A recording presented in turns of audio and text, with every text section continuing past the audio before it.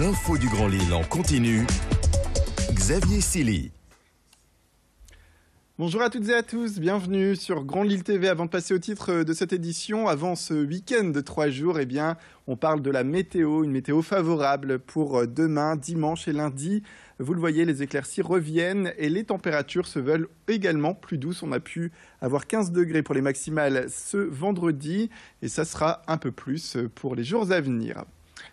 Les présidentielles et la lutte de beaucoup de petits chefs d'entreprise contre le régime social des indépendants, le fameux RSI, mal géré selon les professionnels, avec une latence administrative qui a causé au fil des années un grand frein à l'activité des commerçants.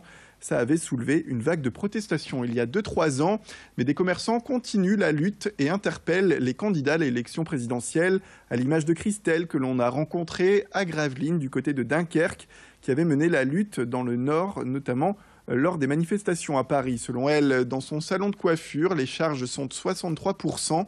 Difficile donc pour elle d'embaucher, de vivre correctement. Aujourd'hui, elles sont 3 coiffeuses dans son établissement, dont 2 étudiantes, plus la patronne. Vincent Vieillard est allé prendre son témoignage concernant donc ce RSI qui pose problème aujourd'hui. J'étais en arrêt de maladie tout le mois d'avril. J'ai dû embaucher quelqu'un comme ça sur le pouce.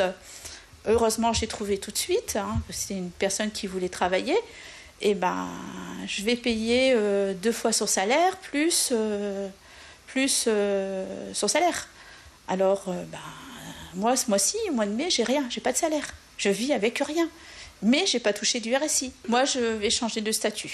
J'en ai marre du RSI. Moi, j'ai vu avec un avocat et je vais être salariée de mon entreprise aujourd'hui. Je veux plus être RSI parce que j'estime que quand on est malade, on n'est pas une couverture très bien, comme une protection, comme tous les gens qui sont à l'extérieur. Normal, entre guillemets, un statut normal pour moi. Mais on a une sécurité sociale à 2 vitesses, là. On ne sait pas où on va.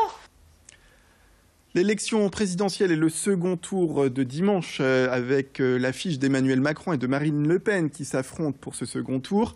Et dans certaines communes, cette opposition inédite concernant les candidats a des conséquences sur le scrutin puisqu'il y a une pénurie d'assesseurs. Et cette pénurie a une explication simple puisque traditionnellement, c'était soit le Parti socialiste, soit le parti Les Républicains qui étaient représentés lors des seconds tours et qui fournissaient les volontaires. Or là, ces 2 grands partis sont absents du second tour et on observe donc une chute critique du nombre d'assesseurs. À Lille, la mairie a donc mobilisé près de 300 agents municipaux pour assurer la présence de 3 ou 4 responsables par bureau de vote. Un cas de figure que l'on retrouve dans d'autres communes dans la région, avec en tout cas pour Lille, quelques explications de l'adjointe à la ville de Lille en charge du dossier au micro d'Alexis Tessier. On a entre 3 et 4 agents, ça dépend de la taille des bureaux de vote. Sur les gros bureaux, on met 4 agents, c'est plus sûr. Dans l'hypothèse où les assesseurs qui ont été désignés, parce que quelquefois ça arrive, sont désignés et ils ne viennent pas, ça, on a déjà connu ce type de circonstances-là. Donc, de toute façon, nous, on protège l'organisation et donc on a nos assesseurs potentiels qui viennent en recours s'il n'y a pas suffisamment de politique. Chaque année, au mois de mai, les fonctionnaires de police se réunissent pour une cérémonie de recueillement pour leurs collègues morts pour la France dans l'exercice de leurs fonctions. Et ce matin, la cérémonie avait lieu dans la cour de l'hôtel de police de Lille en compagnie du préfet du Nord, des directeurs des services départementaux de la police nationale et de Martine Aubry, la maire de Lille. 15 fonctionnaires de police ont reçu ainsi la médaille de la sécurité intérieure et 19 ont été décorés pour actes de courage et de dévouement. Tous ont un rôle déterminant lors d'une intervention sur le terrain. Ils ont eu un rôle déterminant. Une cérémonie qui se déroule en tout cas dans un contexte particulier après l'attentat des Champs-Élysées et la mort du policier Xavier Jugelé. On le rappelle, c'était le 21 avril dernier. Des médaillés donc qui sont encore touchés par cet attentat, comme il le signale au micro d'Idil Gunaï. Toujours faire très très attention à nous. On sait très bien que ça a changé dehors. La menace terroriste est de plus en plus présente. On l'a vu avec Xavier Jugelé, plus tous les collègues qui ont été tués par d'autres terroristes. Donc surtout, on fait très très attention à nous.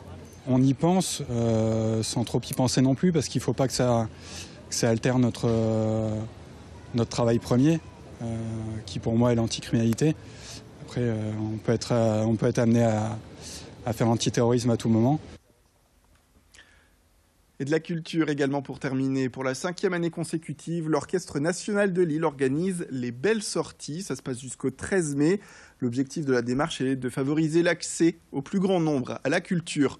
L'orchestre sera donc itinérant et dès ce soir, on le retrouve à Lincel. Mais le public le retrouvera à Chéran également le 6 mai, à Aubert le 11 mai, à Noyelles-les-Seclins le 12 mai et à Aubourdin le 13 mai. 5 dates importantes dans la métropole lilloise. Le tarif des places, en tout cas, est assez abordable puisqu'il oscille entre la gratuité et 5 € en fonction des villes. Une occasion donc de fédérer tous les publics à la musique classique, comme le signale d'ailleurs le directeur de l'ONL au micro de Louis Caillé. C'est une initiative de la métropole européenne de Lille à laquelle nous participons depuis plus de 5 ans maintenant. Et donc nous allons visiter chaque année 7 à 8 communes de moins de 15 000 habitants de la métropole. Donc ce soir nous sommes en route pour cette tournée. Pendant qu'au Nouveau Siècle nous répétons les pêcheurs de perles de Bizet. Vous voyez ici le décor est planté, l'orchestre vient de répéter. Donc pour nous c'est l'occasion d'avoir visité en 5 ans, 31 communes de l'agglomération. Vous allez surtout entendre des compositeurs et un programme plutôt joyeux, puisqu'il y aura l'ouverture de l'échelle de soie de Rossini, une ouverture très pétillante. Il y aura la symphonie classique de Prokofiev qui est pleine également de facéties et de joie de vivre. Et puis ça se terminera par un hymne à l'amour de Beethoven qui est sa symphonie numéro 4. Voilà un programme éclectique pour découvrir ou redécouvrir de grands morceaux de la musique classique. C'est la fin de cette édition. Merci à toutes et à tous de nous avoir suivis. Restez avec nous sur Grand Lille TV. Tout de suite, Clotilde Noguevac nous rejoint pour faire un point sur vos conditions météorologiques pour ce week-end, ce grand week-end de 3 jours. Sans oublier, après la météo, les conditions de circulation en temps réel. À tout de suite.